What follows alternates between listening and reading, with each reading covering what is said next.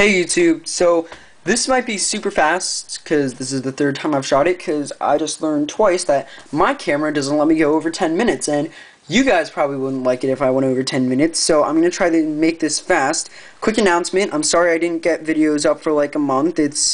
I mainly had schoolwork, but now it's like near summer, so I'm fine, I'm open. I'm probably going to post more videos, but I'm only going to be able to post them whenever I can. It might be in a day, it might be in a week, it might be in a month. But I'm just going to try and get videos up whenever I can. But obviously, I won't be able to work with a set schedule because I'm really lazy. So, moving on to the actual video. This is part 1 out of a 6-part video on how to make a manga.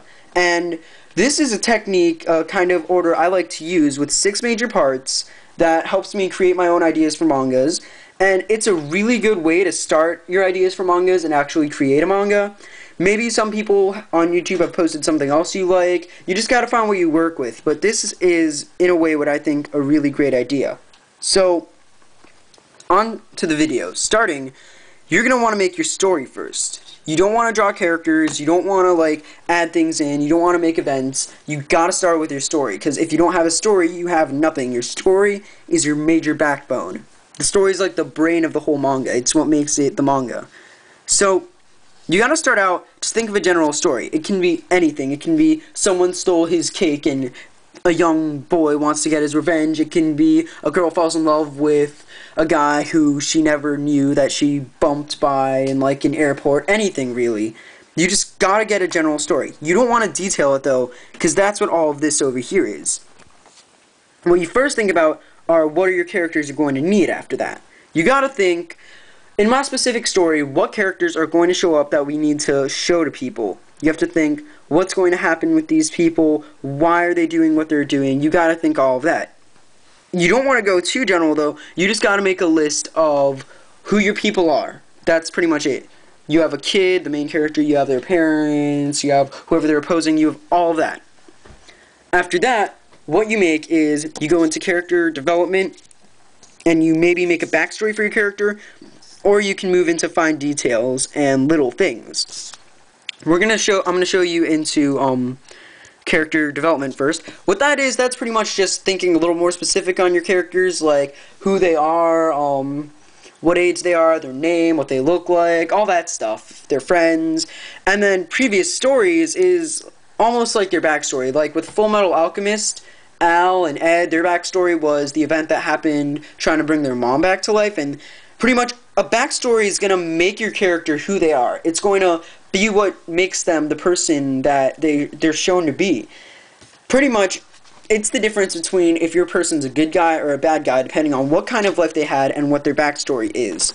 And if you get all that down, you have a really nice developed character. So you want to do that with all your protagonists. Don't get onto bad guys yet, because that comes later. Next, you go down to fine details, events, and little things. Fine details is more like going a little in-depth with their story, like what other characters are there, why are they helping, are there bad guys, what's going on, what's your character going to do. Events is like what happens, maybe your character confronts someone, maybe your character falls in love with someone. Important events that will make the story is what you want to focus on at that point. And when you have those, you just get into the even littler things. You want to get into little things, like why is, like, your person, maybe if it's a battle manga, why is your person fighting this one person? Have they fought before? What specific movements are they going to do in the fight? How are they going to fight in the fight? Why are they fighting?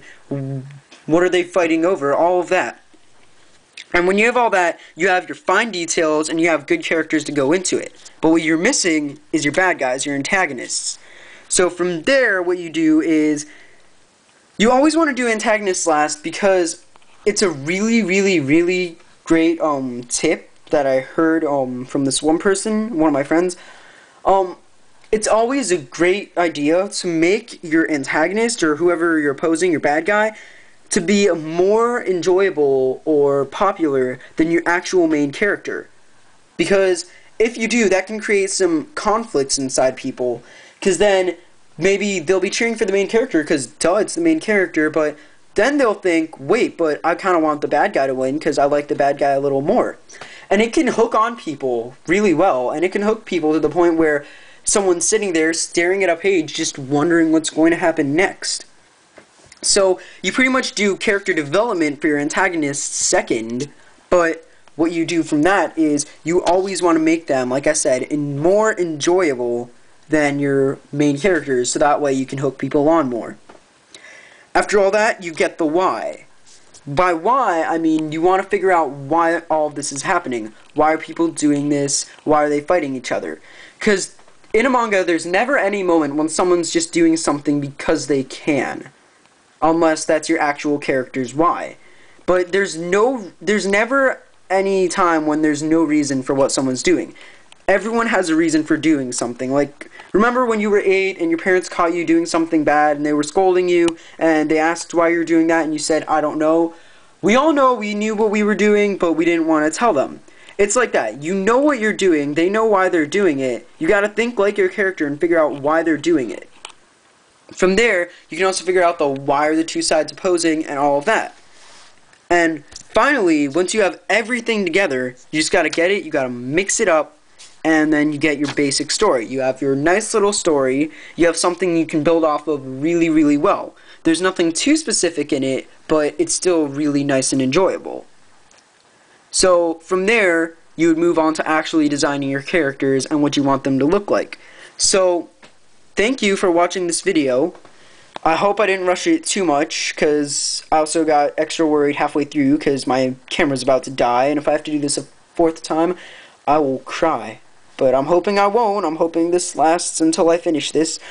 Quick thing to say, here on YouTube, what I want to do is I want to make this story with you guys. I want to make the manga with you guys. So, if you watch this, leave a comment below about any story idea you have. It can be super simple, it can be detailed, it can be like some little joke you made, or it can be actually serious. Just leave it in a comment, and what I'm going to do is I'm going to pick the 3 best comments, I'm going to say the people who commented, I'm going to give them a shout out, and I'm going to mix those 3 together into one big story, and that's going to be, that's what I'm going to use for all of my other videos on how to make a manga. So, from that, I'm hoping you guys will leave a comment. If not too many people watch this, I'll probably just ask some of my friends then at that point. But I'm hoping people watch this. I know my 2 subscribers will. I got 2 subscribers, yeah! I'll shout out to you guys next video, but pretty much, yes. I'm hoping that I get comments. Please subscribe so I'll have more than 2. Maybe I can shout all you guys out until I get over 10. That'd be a little hard. Thank you for watching, and I will see you in the next video on how to actually design your character. And that's it. That's all I gotta say.